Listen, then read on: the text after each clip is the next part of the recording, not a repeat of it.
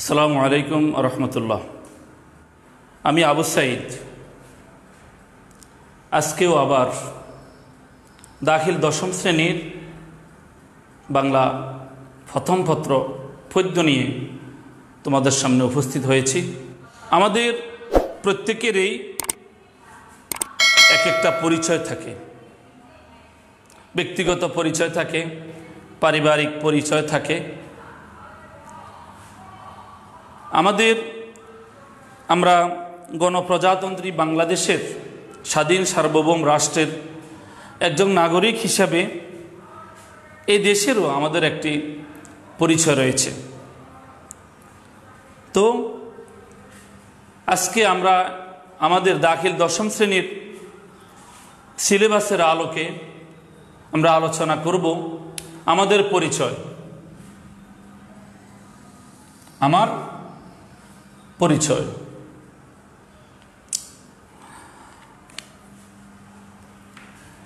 আমার পরিচয় এই কবিতাটি লিখেছেন সৈয়দ শামসুল হক। তা আমরা প্রথমে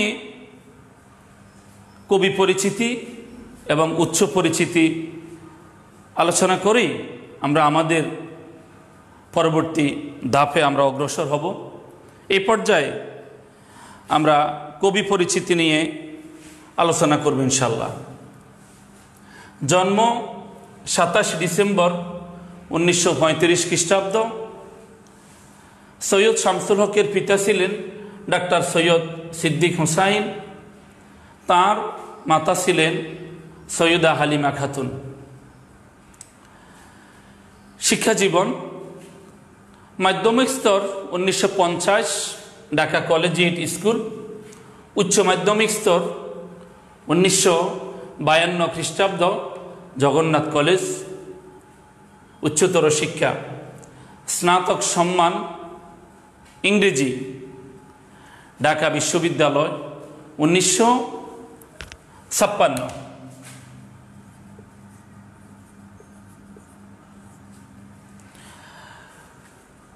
সৈয়দ শামসুল হকের পিতার একান্ত খেয়াল ছিল সৈয়দ শামসুল হক একজন ডাক্তার হবেন, কিন্তু তার বাবার সেই কথা তিনি রাখেন নাই। 1952 সালে তিনি উচ্চ মাধ্যমিক স্তর উত্তীর্ণ হওয়ার পরে উনি কলকাতা চলে গিয়েছেন। সেখানে গিয়ে চলচ্চিত্র বিভাগে কাজ করেছেন। এরপরে আবার ফিরে এসেছেন। ফিরে এসে 1954 খ্রিস্টাব্দে তিনি স্নাতক সম্মান ইংরেজি নিয়ে ঢাকা বিশ্ববিদ্যালয়ে ভর্তি হয়েছেন, কিন্তু সেটাও তিনি শেষ পর্যন্ত শেষ করতে পারেন নাই।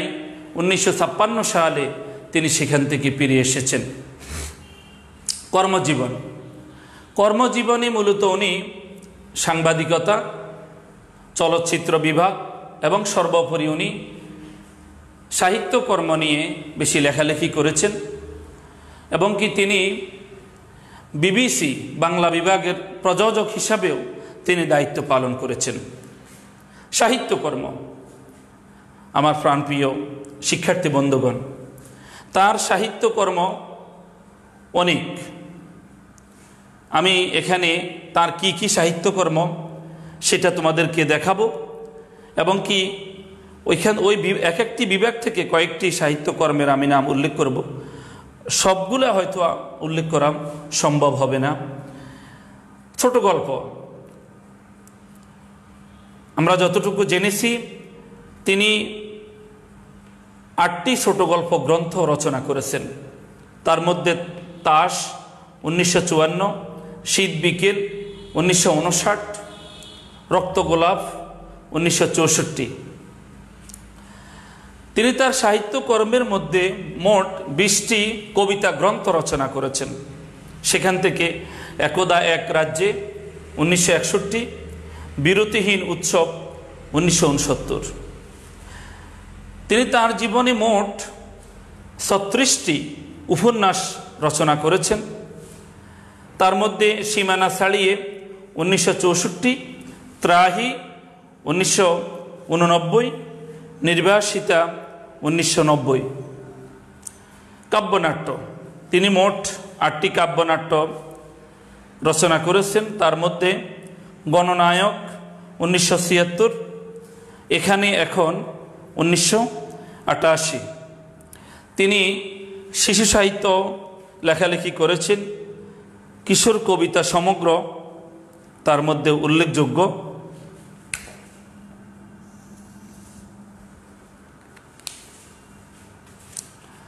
তিনি তার জীবনে অনেকগুলা পুরস্কার এবং সম্মাননা ভূষিত হয়েছেন। মোট 14টি, সরকারি এবং বেসরকারি মিলে তিনি মোট 14টি পুরস্কারে ভূষিত হয়েছেন। তার মধ্যে আমি তোমাদের সামনে কয়েকটি আমি উল্লেখ করছি। বাংলা একাডেমি 1966, আদমজী সাহিত্য পুরস্কার 1969, জাতীয় চলচ্চিত্র 1982 এবং 1983। এই মহৎ ব্যক্তি 27 সেপ্টেম্বর 2016 খ্রিস্টাব্দে মৃত্যুবরণ করেন। প্রিয় শিক্ষার্থী বন্ধুগণ, সংক্ষেপে এই ছিল আমাদের আজকের যে পাঠ, দাখিল 10ম শ্রেণীর বাংলা প্রথম পত্রের পদ্যের আমার পরিচয় কবিতার সৈয়দ শামসুল হকের সংক্ষিপ্ত পরিচিতি। তোমরা তার আরও অন্যান্য গ্রন্থ স্টাডি করে তোমরা তার বিষয়ে আরও সম্যক ধারণা অর্জন করতে পারবে ইনশাআল্লাহ। কবি পরিচিতির পরে আমরা আলোচনা করব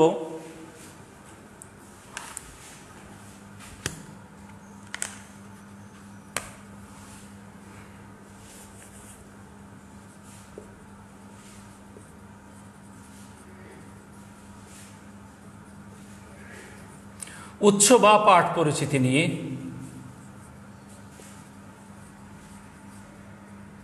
পাঠ পরিচিতি।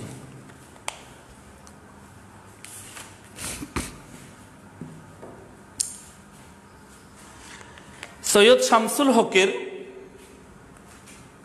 আমার পরিচয় এই কবিতাটি তার যে কিশোর কবিতা সমগ্র, তার এই কিশোর কবিতা সমগ্র থেকেই চয়ন করা হয়েছে, সংকলন করা হয়েছে। তার এই কবিতার মধ্যে তিনি মূলত আমাদের বাঙালি জাতির আত্মমর্যাদাবোধ, স্বাধীন সার্বভৌম রাষ্ট্রের যে একটা ইতিহাস, আমাদের জাতীয় যে পরিচয়, যে পরিচিতি, সেই পরিচিতিটা মূলত এই যে আমরা আজকে এই পর্যায়ে এসে আমরা উপনীত হয়েছি। এই পর্যায়ে আসার পিছনে আমাদের অনেক ইতিহাস ঐতিহ্য রয়েছে। এই দৃষ্টিকোণ থেকে আমার পরিচয় কবিতাটি কিন্তু একটি ঐতিহাসিক কবিতা, ইতিহাস নির্ভর একটি কবিতা। তো সৈয়দ শামসুল হক আমাদের এখানে আমাদের জাতিসত্তার পরিচয় দিতে গিয়ে আমাদের আজকের যে স্বাধীন সার্বভৌম রাষ্ট্র হিসাবে বিশ্ব মানচিত্রের মধ্যে আমরা ছোট্ট একটি জায়গা করে নিতে পেরেছি। তার যে বর্ণাঢ্য ইতিহাস, এই বর্ণাঢ্য ইতিহাসটা সংক্ষেপে আমার পরিচয় কবিতার মধ্যে তিনি কি করেছেন, তুলে ধরেছেন। আর যেটি কিশোর কবিতা সমগ্রের মধ্যে সেটা সংকলিত। প্রিয় শিক্ষার্থী বন্ধুগণ, আমরা কবি পরিচিতি জানলাম, উৎস এবং পাঠ পরিচিতি জানলাম। বোর্ডে লেখার সুবিধার্থে আমি কবি পরিচিতিটা আমি মুছে ফেলছি।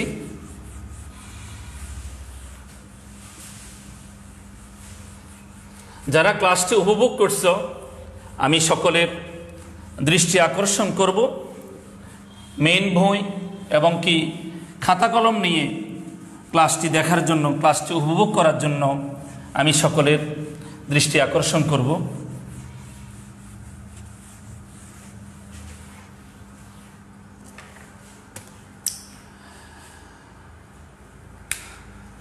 তাহলে আমার পরিচয়, আমার পরিচয় কবিতার মধ্যে আলোচনা করে, কবিতাটি আলোচনা করে আমরা কি শিখতে পারবো, শিখনফল। আমরা এখন শিখনফল নিয়ে একটু কথা বলবো।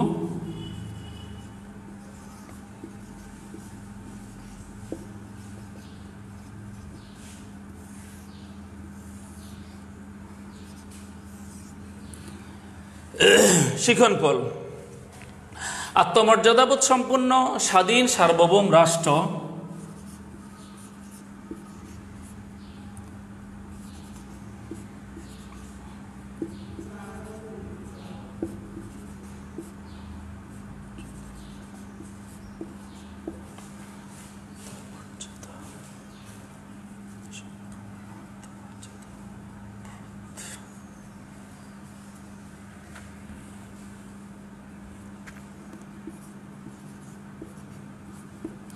আত্মমর্যাদাবোধ সম্পন্ন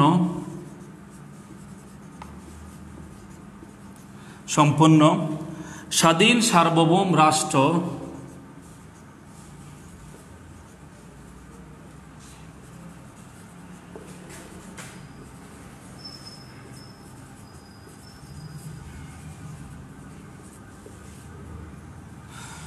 আত্মমর্যাদাবোধ সম্পন্ন স্বাধীন সার্বভৌম রাষ্ট্র ও জাতিসত্তা প্রতিষ্ঠার ইতিহাস জানতে পারবে।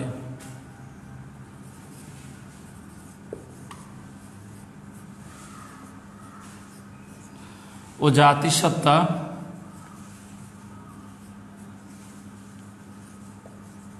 প্রতিষ্ঠার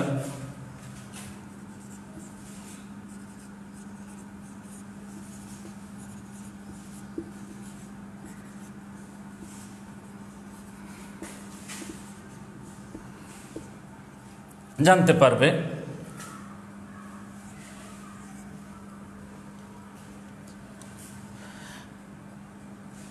দ্বিতীয় নম্বরে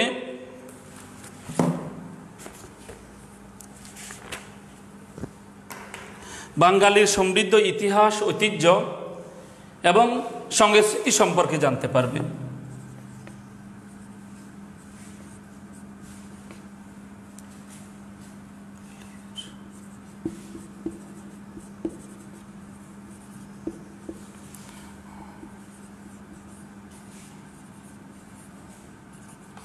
বাঙালির সমৃদ্ধ ইতিহাস, ঐতিহ্য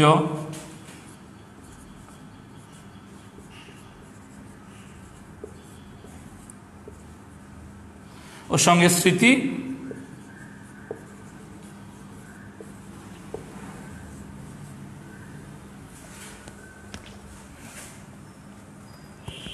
জ্ঞান লাভ করতে পারবে।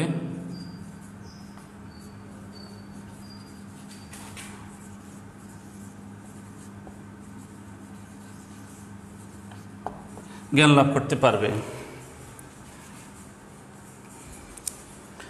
3 নম্বরে আমরা যে বিষয়টি আরো জানতে পারব, যুগে যুগে বাঙালির রাজনৈতিক আন্দোলন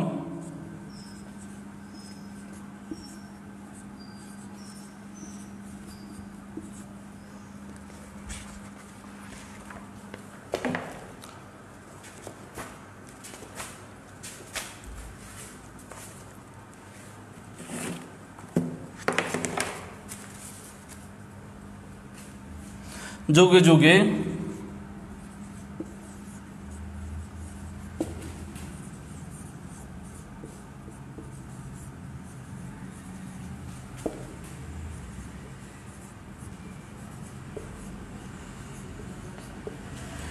যুগে যুগে বাঙালির রাজনৈতিক আন্দোলন, বিপ্লব ও বিদ্রোহ সম্পর্কে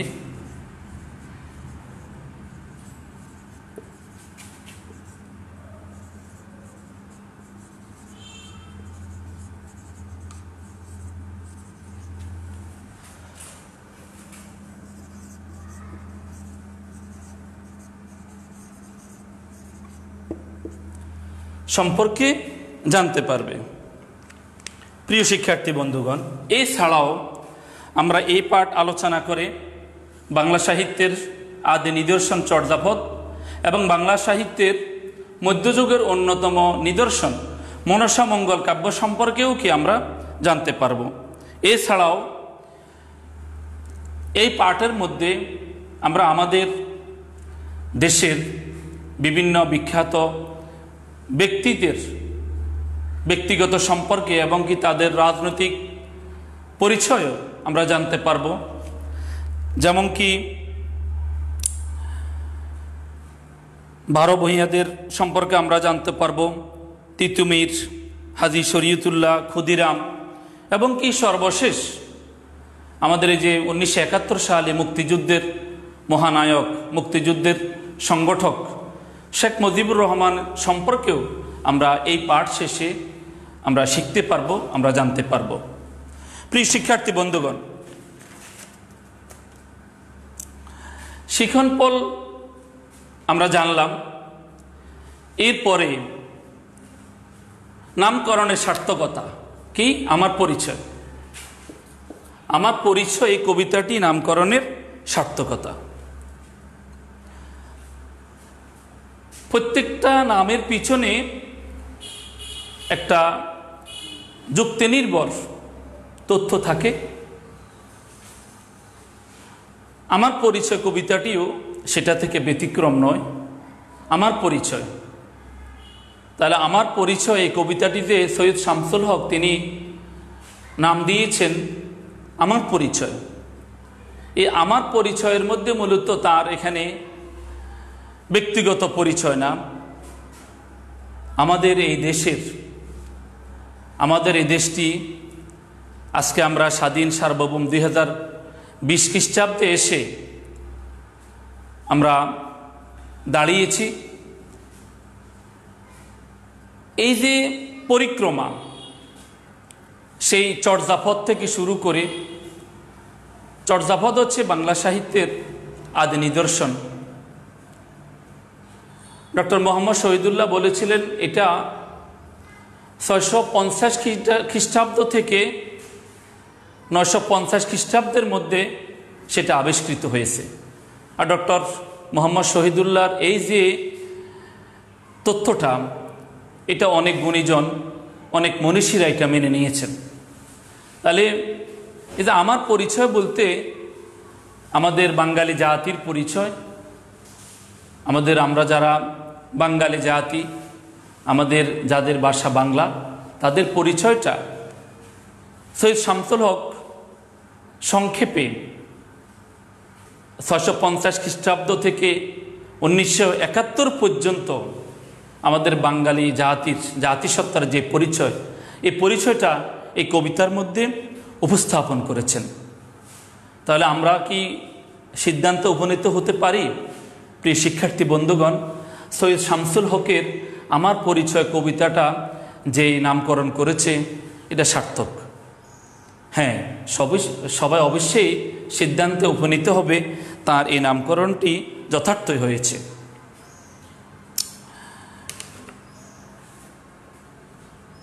তাহলে আমরা শিক্ষণফলটা আমরা একটু মুছে ফেলব।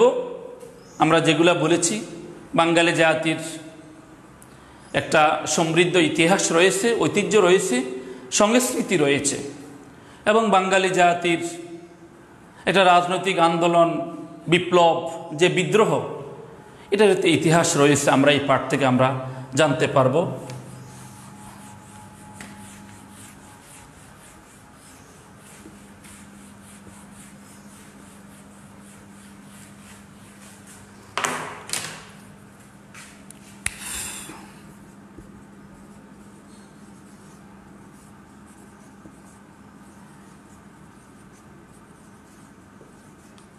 পাঠ বিশ্লেষণ।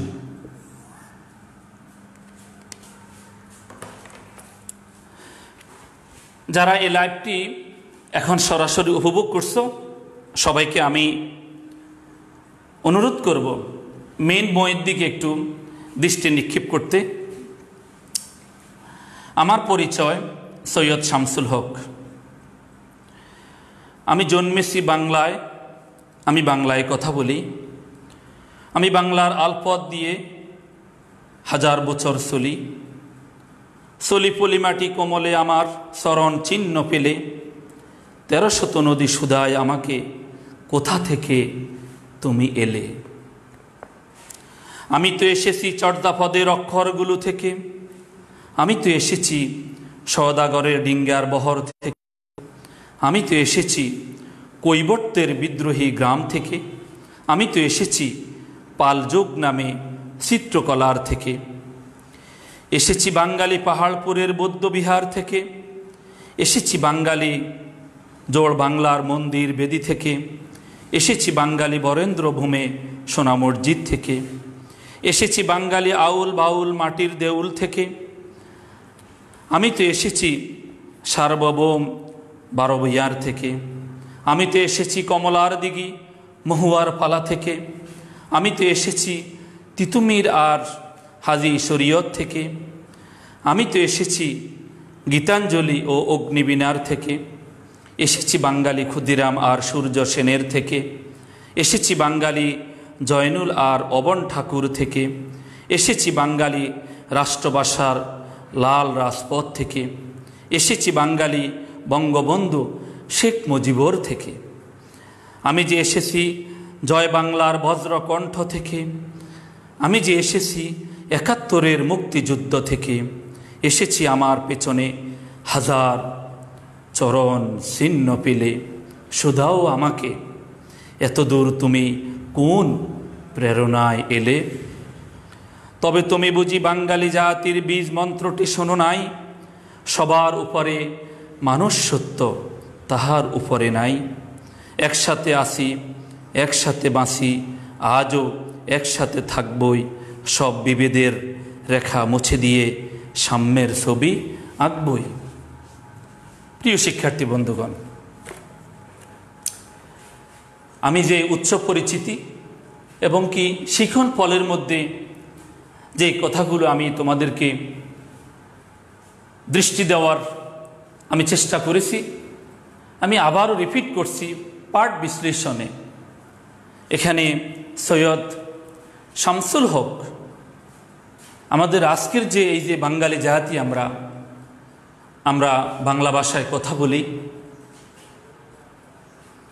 এই যে একটা ইতিহাস, এখানে বিশেষ ব্যক্তি, বিশেষ যুগ, চর্যাপদ, মহুয়া পালা, তিতুমির, হাজি শরীয়তুল্লাহ, কবিগুরু রবীন্দ্রনাথ ঠাকুরের গীতাঞ্জলি, বিদ্রোহী কবি কাজী নজরুলের অগ্নিবীণা, সর্বশেষ 1971 আমাদের স্বাধীনতার মহান যুদ্ধে মুক্তিযুদ্ধ যে সংগঠিত হয়েছিল, মুক্তিযুদ্ধের যে সংগঠক শেখ মুজিবুর রহমানের হাত ধরে অনেক যুদ্ধ বিগ্রহ, অনেক আন্দোলন ত্যাগ তিতিক্ষার বিনিময়ে আজকে যে আমরা এই স্বাধীন সার্বভৌম বাংলাদেশ পেয়েছি, আমরা আজকে স্বাধীন সার্বভৌম একটি রাষ্ট্রের নাগরিক হিসাবে আমরা পরিচয় দিতে গিয়ে আমাদের মাথাকে আমরা উঁচু করতে পারি, আমরা আমাদের গলার স্বরকে আমরা জোরালোভাবে বলতে পারি। এই যে ইতিহাস, এই ইতিহাসটি আমার পরিচয় কবিতার মধ্যে সৈয়দ শামসুল হক অত্যন্ত সংক্ষেপে আমাদেরকে দেখানোর চেষ্টা করেছেন। এই জন্য মূলত আমি বলেছিলাম যে আমার পরিচয় এই কবিতাটি একটি ঐতিহাসিক কবিতা। প্রিয় শিক্ষার্থী বন্ধুগণ, 13শত নদী শুধায় আমাকে কোথা থেকে তুমি এলে, অর্থাৎ আমাকে শুধাও, শুধা বা শুধানো এটা অর্থ প্রশ্ন করা, জিজ্ঞেস করা। আমাকে জিজ্ঞেস করেছে আমি কোথা থেকে এসেছি, এ কোথা থেকে এসেছি এটার জবাব দিতে গিয়ে সৈয়দ শামসুল হক এ বৃত্তান্ত আলোকপাত করেছেন।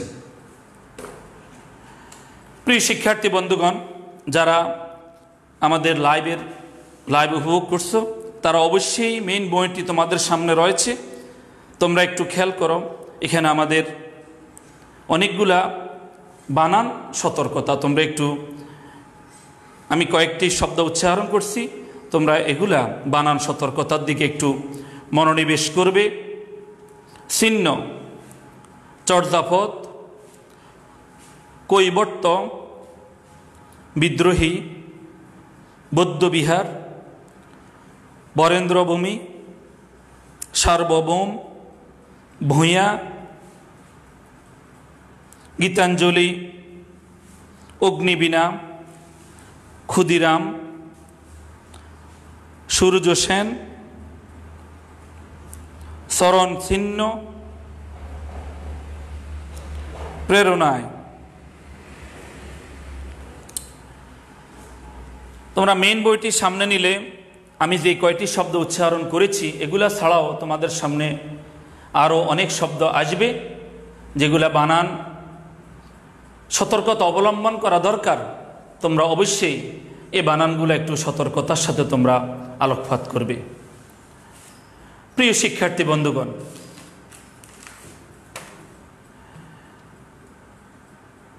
তোমাদের আলোচনা তোমরা নিজেরা স্টাডি করার স্বার্থে আমি তোমাদের সাথে এখান থেকে পাঠ বিশ্লেষণের অংশবিশেষ আমি আরও 2-3টি প্রশ্নের অবতারণা করে আমি তোমাদের সামনে ব্যাখ্যা করার চেষ্টা করব।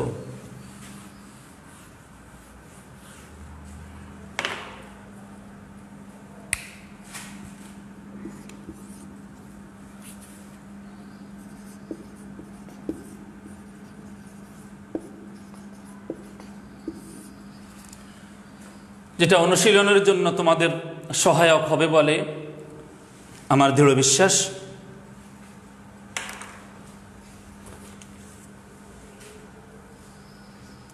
আমি জন্মেছি বাংলায়,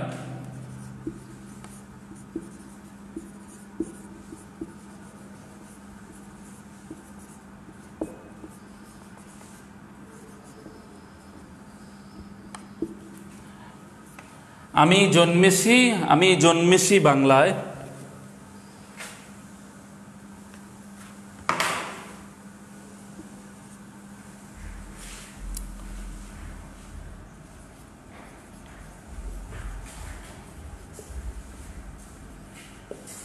এখানে আমি দ্বারা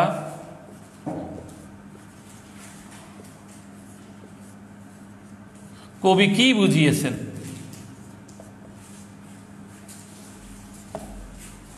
এখানে আমি দ্বারা কবি কি বুঝিয়েছেন? প্রিয় শিক্ষার্থী বন্ধুগণ, তোমরা একটু মনোযোগী হইতে হবে, একটু মনোনিবেশ করো। আমি জন্মেছি বাংলায়, এখানে আমি দ্বারা মূলত সৈয়দ শামসুল হক তিনি না তার ব্যক্তিগতকে উনি মূলত এখানে বোঝান নাই। সাধারণ অর্থে কবি এখানে জন্মগ্রহণ করেছেন, বাংলা জন্মগ্রহণ করেছেন বোঝায়, কিন্তু আমি বলতে এখানে মূলত তিনি একা না, তিনি এককে এটা বোঝান নাই। এখানে মূলত সমগ্র বাঙালি জাতিকে বুঝিয়েছেন। আর কবি এখানে মূলত পুরো বাঙালি জাতির কি করছেন? প্রতিনিধিত্ব করছেন। অর্থাৎ আমি কি করেছি? আমি এই বাংলায় জন্মগ্রহণ করেছি। তাহলে আমি জন্মেছি বাংলায়, এখানে আমি দ্বারা কবি মূলত আমাদের পুরো জাতির, আমাদের যে পুরো জাতির যে জনগোষ্ঠী, সেই জনগোষ্ঠীর তিনি কি করছেন? তিনি প্রতিনিধিত্ব করছেন। 2 নম্বর প্রশ্ন, যেগুলা আলোচনা করলে তোমাদের একটু সুবিধা হবে।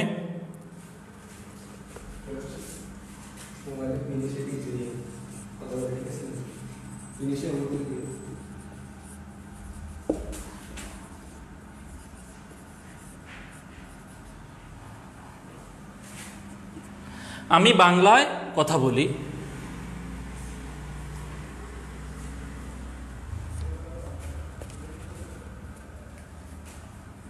আমি বাংলায় কথা বলি। কবি এখানে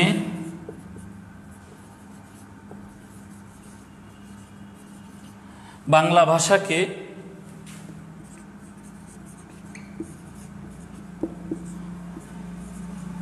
গুরুত্ব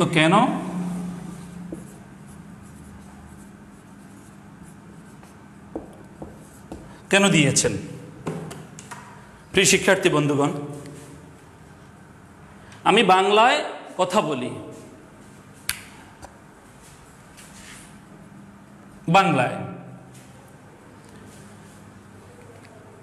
যে দেশের নাগরিক সে ওই দেশের একটা নিজস্ব ভাষা থাকে, সে ওই ভাষায় কথা বলে। তদ্রূপ আমরা বাঙালি জাতি, বাংলা আমাদের ভাষা, আমরা বাংলায় কথা বলি। কিন্তু এখানে সৈয়দ শামসুল হক এই বাংলাকে গুরুত্ব দেওয়ার পিছনে একটা ঐতিহাসিক তথ্য নিহিত আছে। সে নিহিতটা কি একটু খেয়াল করো, তোমরাও বলতে পারবে যে সেই যে তার মনের গভীরে একটা যে তথ্য নিহিত, সেটা হচ্ছে মূলত এই ভাষার জন্য আমরা আন্দোলন সংগ্রাম করতে হয়েছে, এই ভাষাকে আমরা উদ্ধার করতে হয়েছে। আমাদের যে বাক স্বাধীনতা, আমাদের যে ভাষার যে স্বাধীনতা, এই স্বাধীনতাটাকে পশ্চিম পাকিস্তানিরা খর্ব করেছিল। কিন্তু 1952 সালে সৈয়দ শামসুল হক এখানে তো বলছে যে 1952 সালের যে রাষ্ট্রভাষার কথা, তোমরা একটু মেইন বোর্ড দিকে খেয়াল করলে, এসেছি বাঙালি রাষ্ট্রভাষার লাল রাজপথ থেকে। লাল রাজপথ, রাজপথটা ছিল কি লাল? কেন? কারণ এই ভাষাকে পুনরুদ্ধার করতে গিয়ে, এই বাক স্বাধীনতাটাকে প্রতিষ্ঠা করতে গিয়ে আমাদের এই বাঙালি জাতি, কৃষক, শ্রমিক, ছাত্র জনতা, সকল স্তরের মানুষ আন্দোলন সংগ্রাম করতে হয়েছে। বিশ্বের ইতিহাসে ভাষার জন্য আর কোনো জাতি, আর কোনো দেশ আন্দোলন করতে হয় নাই, একমাত্র আমরাই বীরের জাতি। আমরা এই ভাষার জন্য আমাদেরকে আন্দোলনও করতে হয়েছে। এই ভাষার জন্য আমাদের রাজপথ রক্তে রঞ্জিত হয়ে গেছে, রাজপথ কালো, রাজপথ লাল হয়ে গেছে। এই জন্যই সৈয়দ শামসুল হক বলেছেন, এসেছি বাঙালি রাষ্ট্রভাষা লাল রাজপথ থেকে। তোমরা কি বলতে পারবে যে আমাদের 1952 সালে ভাষার জন্য কারা কারা নিজেদের তাজা রক্ত বিলীন করে দিয়েছেন, শহীদ হয়েছেন? এটা বলার সাথে সাথে তোমরা সমস্যারে বলবে রফিক, জব্বার, বরকত, সালাম, আরও নাম না জানা আরও অসংখ্য শহীদ। প্রিয় শিক্ষার্থী বন্ধুগণ, এরা হচ্ছেন আমাদের ইতিহাসের স্বর্ণাক্ষরে লেখা নাম। ভাষার জন্য যারা কি করেছেন, শহীদ হয়েছেন, তারা আমাদের ভাষা শহীদ। তাহলে এখানে আমি বাংলায় কথা বলি। সৈয়দ শামসুল হকের এই উক্তিটা মূলত বাংলাকে গুরুত্ব দেওয়ার, বাংলা ভাষাকে গুরুত্ব দেওয়ার পিছনে তার যে এই ঐতিহাসিক একটা তথ্য, এটাই মূলত নিহিত। প্রিয় শিক্ষার্থী বন্ধুগণ, এখানে আরও অনেকগুলা প্রশ্ন আছে। তোমরা শব্দার্থ টিকার মধ্যে আমি যদি সবগুলো আলোচনা করতে যাই, সময়ের স্বল্পতা রয়েছে। তোমরা এখানে শব্দার্থ টিকার মধ্যে, এই যে শব্দার্থ এবং টিকার মধ্যে যেগুলো রয়েছে, তোমরা এগুলো একটু অবশ্যই স্টাডি করবে, একটু দেখবে। তখন দেখা যাবে সেখানেও তোমরা এখানে আরও অনেক কিছু জানতে পারবে, অনেক প্রশ্নের উত্তর সম্পর্কে তোমরা অবহিত হতে পারবে ইনশাআল্লাহ। প্রিয় শিক্ষার্থী বন্ধুগণ, আমরা আরেকটি ব্যাপার, একটি প্রশ্ন নিয়ে আমরা আলোচনা করব। শেষ পর্যায়ে, তবে তুমি বুঝি বাঙালি জাতির বীজ মন্ত্রটি শোনো নাই, সবার উপরে মানুষ সত্য, তাহার উপরে নাই। একসাথে আসি, একসাথে বাঁচি, আজও একসাথে থাকবই, সব বিবিধের রেখা মুছে দিয়ে সাম্যের ছবি আঁকবই। সবার উপরে মানুষ সত্য। আমি 1 নম্বর প্রশ্নটা মুছে ফেলছি।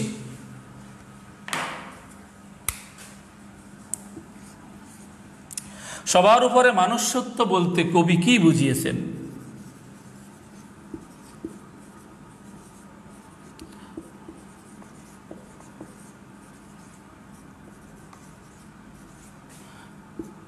সবার উপরে মানুষ সত্য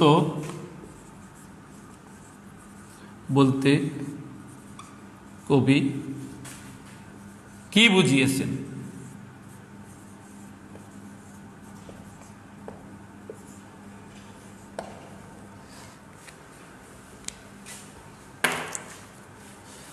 সবার উপরে মানুষ্যত্ব।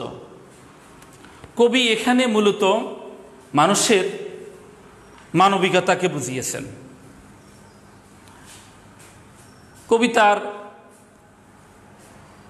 জীবনে অনেক জায়গায় গিয়েছেন, অনেকের সাথে মিশেছেন এবং কি বিভিন্ন জায়গায় তিনি ভ্রমণ করেছেন, সফর করেছেন।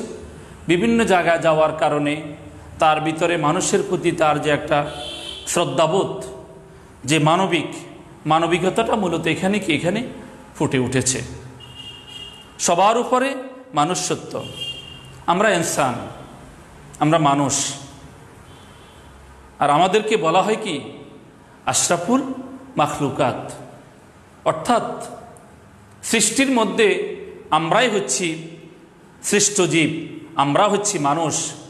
আমাদের ভিতরে মানবিকতা রয়েছে, আমাদের ভিতরে মূল্যবোধ রয়েছে, আমাদের ভিতরে বিবেক রয়েছে। আমরা বিবেক তাড়িত হয়ে আমরা আমাদের কাজগুলা সুসম্পন্ন করি। মানবিকতা, তাহলে সবার উপরে মানুষ্যত্ব। প্রিয় শিক্ষার্থী বন্ধুগণ, আর এই সবার উপরে মানুষ্যত্ব তাহার উপরে নাই, এটাই আমাদের বাঙালি জাতির এটা বীজ মন্ত্র। আর এই বীজ মন্ত্রটি মূলত আমাদের ভিতরে আছে বিদায় মূলত আমরা আজকে এই পর্যায়ে।